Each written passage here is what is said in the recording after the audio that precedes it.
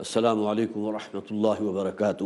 الحمد للہ نحمده ونستعینه ونستغفره ونؤمن به ونتوکل علیہ ونعوذ باللہ من شرور انفسنا ومن سیئات اعمالنا من يهده الله فلا مضل له ومن يضلل فلا هادي له ونشهد ان لا اله الا الله وحده لا شريك له ونشهد ان سيدنا ومولانا محمدا عبده ورسوله اما بعد فاعوذ باللہ من الشیطان الرجیم بسم اللہ الرحمن الرحیم لو انزلنا هذا القرآن على جبل لرأيته خاشعا متصدعا من خشیة اللہ وتلك الامثال نضربها للناس لعلهم يتفکرون رب اشرح لي صدری ویسر لي امری واحلل عقدۃ من لسانی یفقہوا قولی۔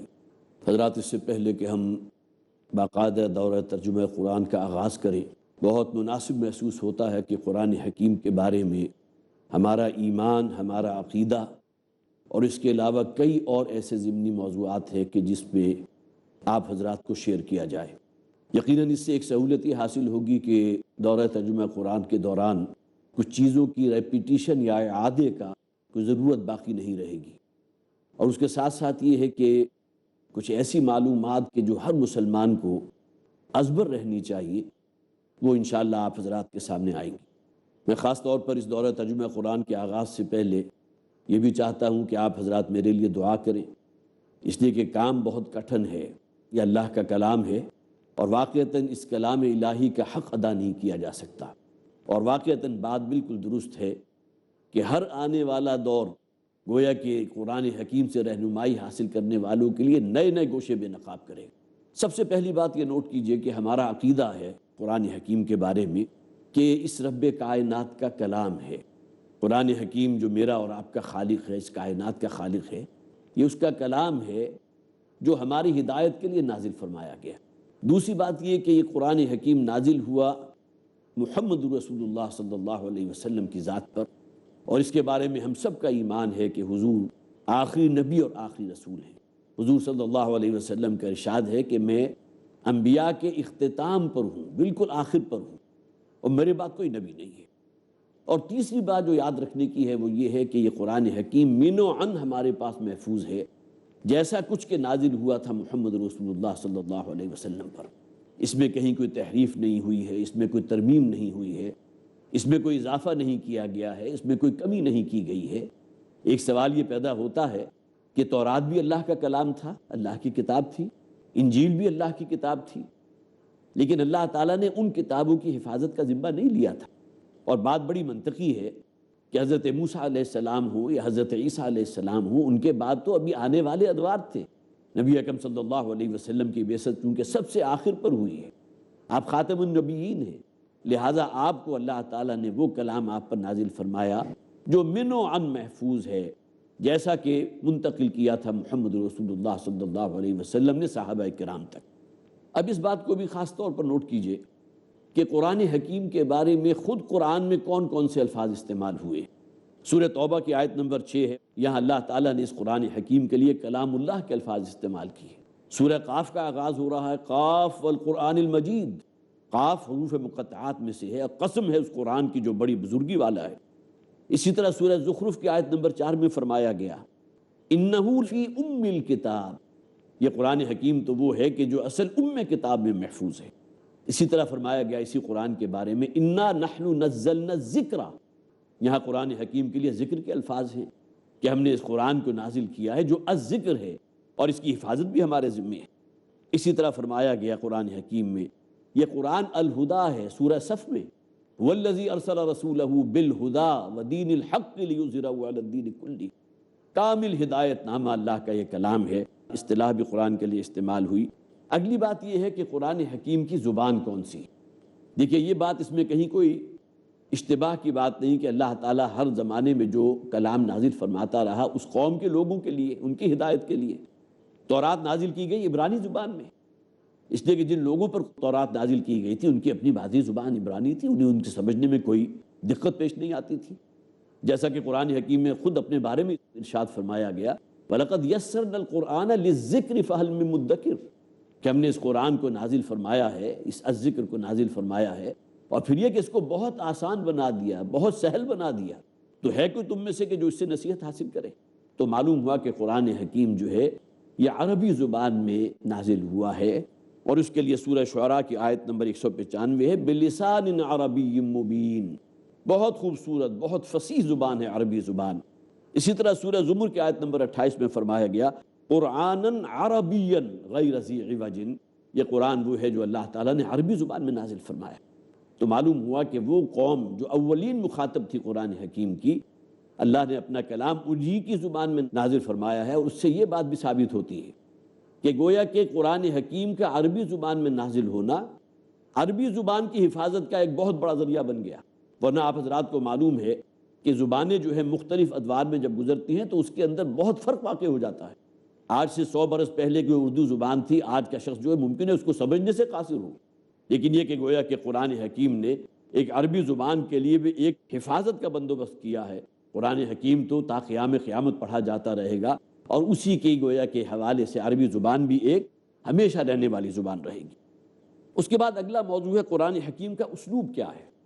دیکھیں ایک اسلوب ہوتا ہے کسی کتاب کا، کوئی شخص بھی کوئی تحریر اگر لکھتا ہے تو اس کے مختلف چیپٹرز ہوتے ہیں، عنوانات ہوتے ہیں، اور وہ شخص اس چیپٹر کے اندر اس عنوان سے باہر نہیں جاتا، جبکہ قرآن حکیم کا یہ معاملہ نہیں ہے۔ اس کی سب سے روشن مثال سورہ بقرہ، ابھی ہم اس کی انشاءاللہ 1 یا 2 نشستوں کے بعد جو ہے انشاءاللہ اس کا بیان شروع ہو جائے گا۔ اس سورہ مبارکہ کا نام ہے البقرہ، البقرہ کہتے ہیں گائے کو، لیکن یہ کہ پوری سورت میں جو 40 رکوعوں پر مشتمل ہے اس میں ایک واقعہ ہے چند آیات پر مشتمل، جس میں بنی اسرائیل کی تاریخ کا ایک واقعہ، جس میں اللہ تعالیٰ نے حکم دیا تھا انہیں ایک گائے کو ذبح کرنے کا۔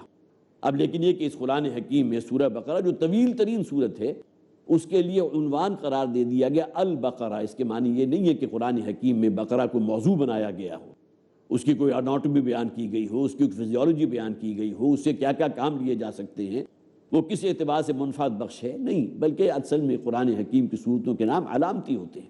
اسی طرح ایک صورت کا نام عنکبوت ہے، عنکبوت کے معنی مکڑی، وہ بھی صرف چونکہ ایک آیت میں ذکر آ گیا مکڑی کے جالے کا، لہٰذا اس صورت کا نام قرار دے دیا گیا۔ تو قرآن حکیم کا جو اسلوب ہے وہ خاص طور پر نوٹ کیجئے، وہ خطابی اسلوب ہے۔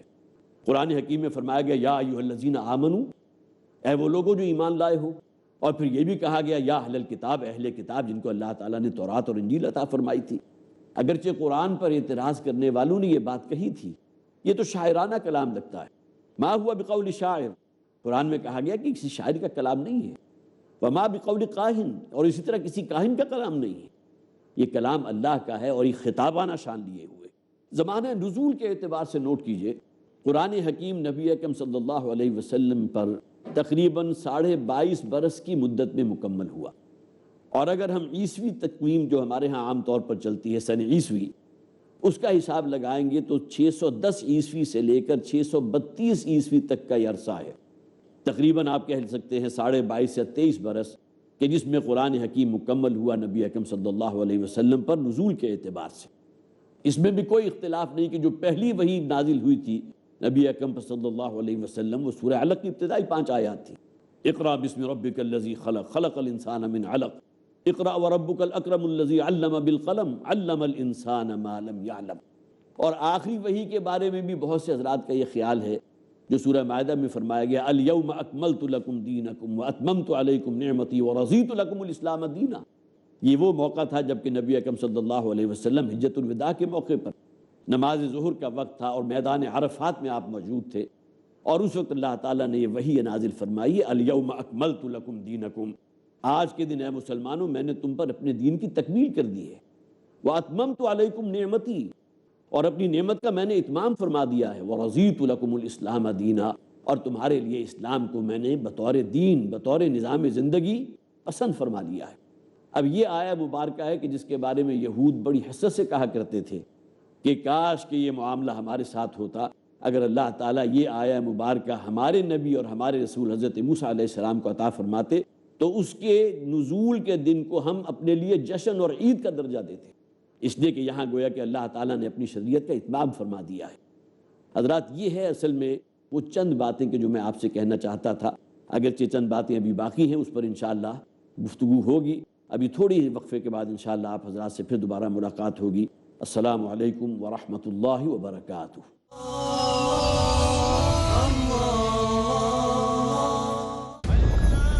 اللہ خود فرما رہے ہیں کہ لَقَدْ كَانَ فِي قَصَصِهِمْ عِبْرَةٌ لِّأُولِي الْأَلْبَابِ، عبرت کے لیے یقیناً اس طرح کے واقعات سنانے میں ایک عبرت ہے، ایک سبق آموزی ہے ان لوگوں کے لیے جو غور و فکر کرنے والے ہیں۔ ہدایت کے لیے ہم نے تمہاری طرف وہ کتاب نازل کی ہے جس میں تمہارا ذکر بھی ہے۔ نوید احمد، مراد یہ ہے کہ تم اپنا کردار، اپنی تصویر قرآن مجید میں دیکھ سکتے ہو۔ احساس کی بیداری کے لیے، آخرت کی تیاری کے لیے، ہماری پوری زندگی میں تقویٰ ہونا چاہیے، اللہ تبارک و تعالیٰ کے سامنے جواب دہی کا احساس کہ میں نے سر جھکا دیا اس ہستی کے احکامات کے سامنے جو تمام جہانوں کے مالک و پروردگار ہے۔ سمجھیے پرانی آیات میں بیان ہوئے واقعات تاکہ مضبوط ہو ایمان۔ قصص القرآن، آج شام 5:30 بجے اور دوبارہ رات 12 بجے انڈیا میں پیس ٹی وی اردو پر۔ Marriage or divorce, Islamic ruling? Husband wants to give divorce, solution or problem, Joint family system. heaven or hell, Big fat Indians have become the norm. you choose. Beauty, wealth, family status, virtue. Decide what you want. Decide your choice. Be sad or be happy. It's your choice. Join Dr. Zakir Naik in Better Half or Bitter Half. کل رات 8 بجے اور دوبارہ صبح 10 بجے India میں peace TV وی اردو پر۔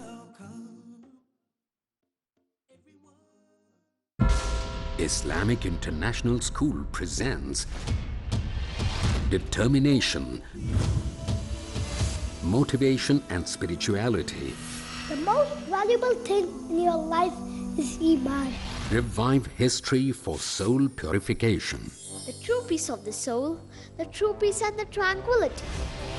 Meet the revolutionary dais of the era. My respected elders and my dear brothers and sisters, I welcome all of you. I welcome all of you. I welcome all of you. I welcome all of you with the Islamic greetings. Assalamu alaikum wa rahmatullahi wa barakatuh. Watch Dais of the Islamic International School in Next Generation. آج شام 5 بجے اور دوبارہ صبح 11 بجے India میں peace TV وی اردو پر۔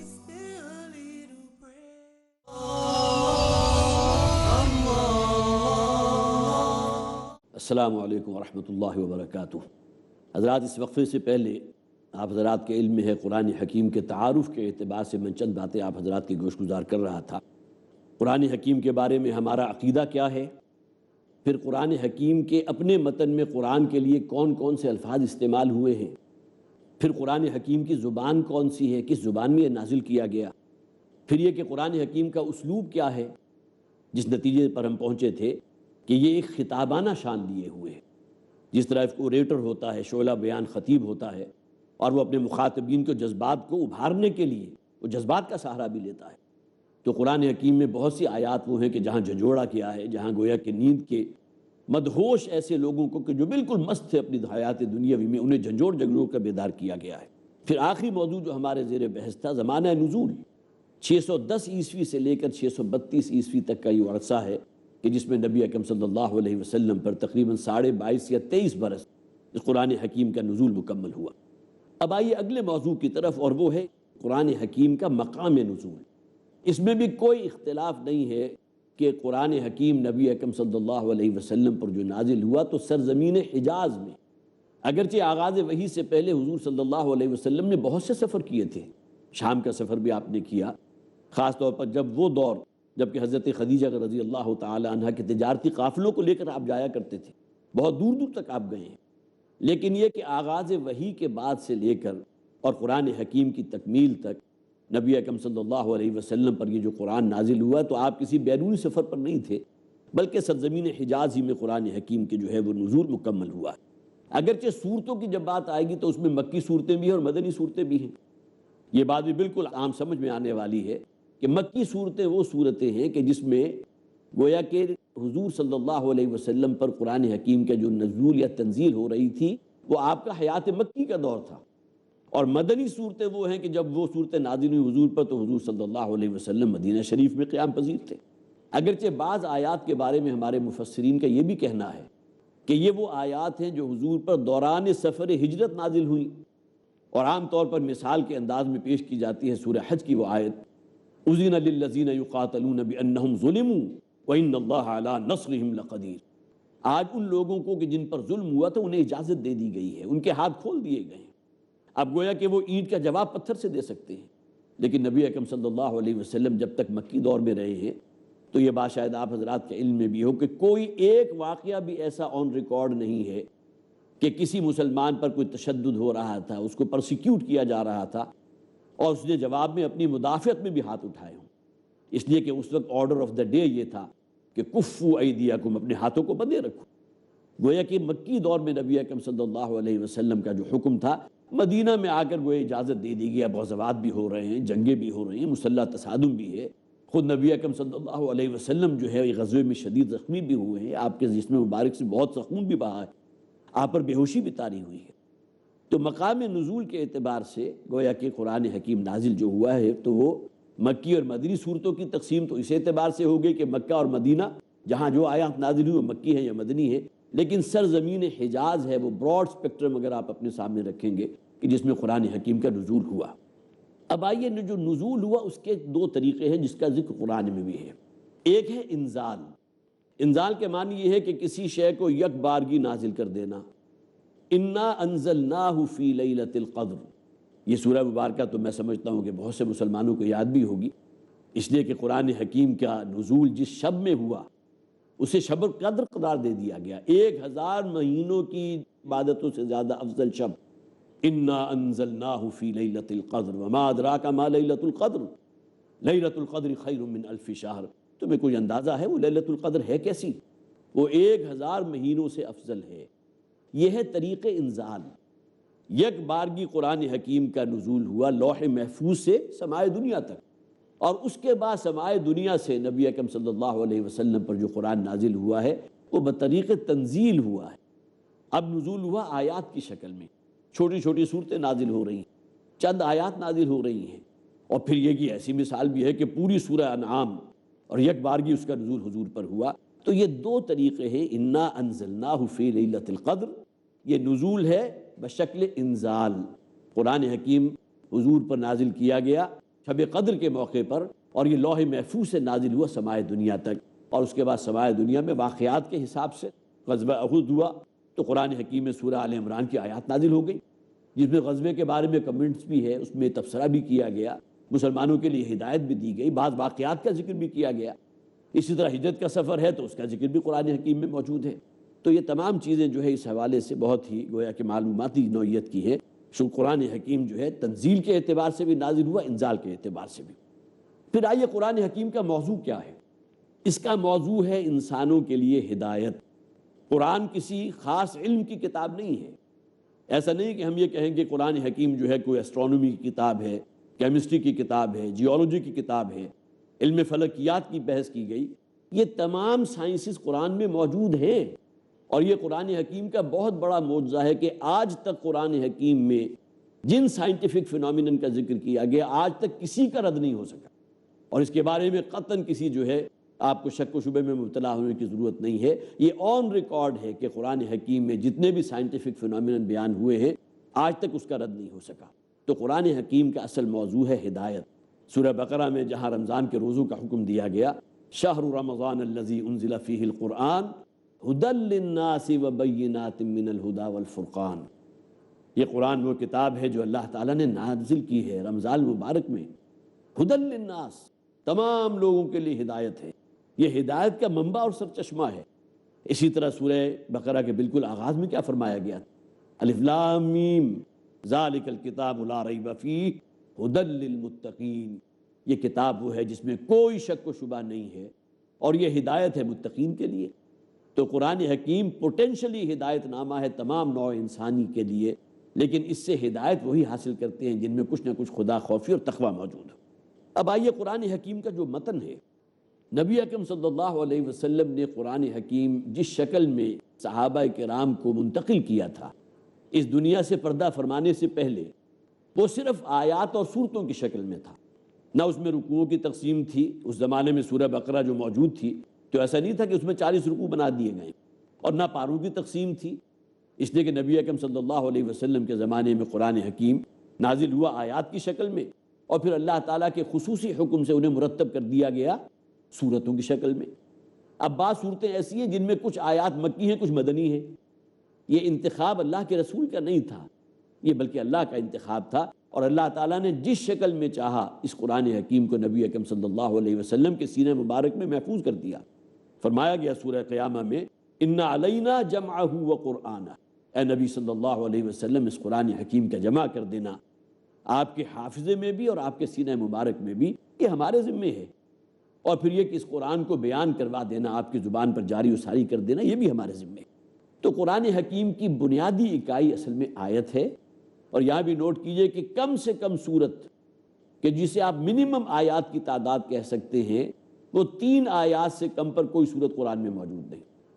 اور یہ بھی بات بڑی دلچسپی کی ہوگی کہ قرآن حکیم میں 3 ہی صورتیں ہیں جو 3 آیات پر مشتمل ہیں، سورۃ العصر ہے، سورۃ الکوثر ہے اور سورۃ النصر ہے۔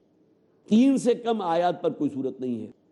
اور دوسری بات نوٹ کیجئے کہ سورہ بقرہ جو 286 آیات پر مشتمل ہے، لیکن یہ کہ ایسا نہیں کیا گیا کہ اسے کوئی 8-10 آیات کے حصوں میں تقسیم کر دیا گیا ہو اور چھوٹی چھوٹی صورتیں بنا دی گئیں، بلکہ یہ کہ بنوعاً اسی اعتبار سے قرآن حکیم محفوظ ہے جیسا کہ نازل ہوا محمد رسول اللہ صلی اللہ علیہ وسلم پر، اور جس شکل میں حضور صلی اللہ علیہ وسلم اسے امت کے پاس چھوڑ کر گئے، اور وہ آیات کی شکل میں تھا اور صورتوں کی شکل میں تھا۔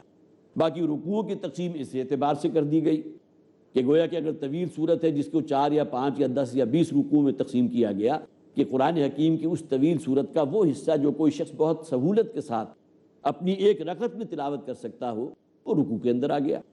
اسی طرح قرآن حکیم کی 30 پاروں میں تقسیم کر دی گئی کہ اللہ کا کوئی بندہ اگر روزانہ 1 پارے کی تلاوت مکمل کرے تو گویا کہ 1 مہینے میں اپنے قرآن حکیم کی تکمیل کر دے۔ قرآن کو 30 پاروں میں تقسیم کر دیا گیا۔ اس کے علاوہ آپ حضرات کے علم میں ہوگا حضور کے زمانے میں جو قرآن تھا اس میں نہ زبر تھی، نہ زیر تھی، نہ پیش تھی، نہ مد تھا، نہ جزم تھی، بلکہ ان کی اپنی مادری زبان میں قرآن نازل ہوا، لہٰذا انہیں ان تمام اعراب کی ضرورت نہیں تھی۔ یہ تو بعد میں جب قرآن پہنچا ہے عجمیوں تک جن کی اپنی مادری زبان عربی نہیں تھی، لہٰذا وہاں ضرورت تھی کہ اب اعراب لگا دیے جائیں، اب مد لگا دی جائے، فلاں جگہ جزم لگے گی، فلاں جگہ شد لگے گی، تاکہ یہ نہ ہو کہ قرآن حکیم کو غلط پڑھا جا سکے۔ اس کے بعد آخری بات جو میں آپ حضرات کے سامنے رکھنا چاہتا ہوں تعارف قرآن کے ضمن میں، کہ قرآن فہمی کے اسی افہام و تفہیم کے لیے ہم یہاں بیٹھے ہیں۔ انشاءاللہ قرآن حکیم کا باقاعدہ ترجمہ بھی شروع ہوگا، سورہ فاتحہ کے بعد سورہ بقرہ سے آغاز ہوگا، لیکن یہ کہ اس میں قرآن حکیم کے فہم کے اعتبار سے 2 درجے جس کا ذکر قرآن میں موجود ہے۔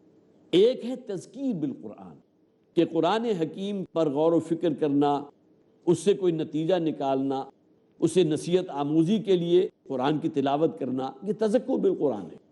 اس اعتبار سے قرآن حکیم دنیا کی آسان ترین کتاب ہے، اور یہ بات میں نہیں کہہ رہا بلکہ خالق کائنات جس کا یہ کلام ہے وہ خود فرما رہے ہیں وَلَقَدْ يَسَّرْنَا الْقُرْآنَ لِلذِّكْرِ فَهَلْ مِن مُدَّكِرٍ، ہم نے اس قرآن کو یاد دہانی کے لیے، عبرت آموزی کے لیے، نصیحت حاصل کرنے کے لیے بہت ہی سہل بنا دیا ہے، بہت آسان بنا دیا ہے۔ تو ہے کوئی جو اس سے نصیحت حاصل کرتا ہو؟ یہ معاملہ ہے تذکیر بالقرآن کا، تذکر بالقرآن کا۔ لیکن ایک دوسرا پہلو بھی قرآن حکیم کا ہے، اس میں قرآن میں غوطہ زنی کیجئے، اس کی تہ میں، اس پہ گویا کہ فوکس کیجئے، اور اس کی تہ میں اتر کر گویا کہ آپ کوشش کیجئے کہ آپ قرآن حکیم سے حکمت کے خزانے نکال سکیں۔ اب یہ دو چیزیں ہیں کہ جس کا ذکر قرآن میں بھی کیا گیا، تذکر بالقرآن اور تدبر بالقرآن۔ اور یہاں اس بات کو بھی نوٹ کر لیجئے کہ تدبر قرآن کے اعتبار سے قرآن حکیم دنیا کی مشکل ترین کتاب ہے۔ آج کے دور میں قرآن حکیم کی تلاوت کرنے والا انسان بھی یہ سمجھے گا کہ واقعتاً قرآن حکیم اپنے آپ کو مجھے آج ایکسفولیٹ کر رہا ہے۔ تو حضرات یہ وہ چند باتیں تھیں جو میں نے آپ حضرات سے تعارف قرآن کے ضمن میں نے چاہا کہ آپ کے ساتھ شیئر کروں، تاکہ یہ کہ قرآن حکیم کا اب جب آگے درس و تدریس کا افہام و تفہیم کا معاملہ ہوگا تو انشاءاللہ یہ باتیں آپ کے لیے مفید ثابت ہوں گی۔ اللہ تعالی ہمیں قرآن حکیم کو سمجھنے کی اور اس پر عمل کرنے کی توفیق عطا فرمائے۔ بارک اللہ لی ولکم فی القرآن العظیم ونفعنی وإیاکم بالآیات والذکر الحکیم۔ اللہ اللہ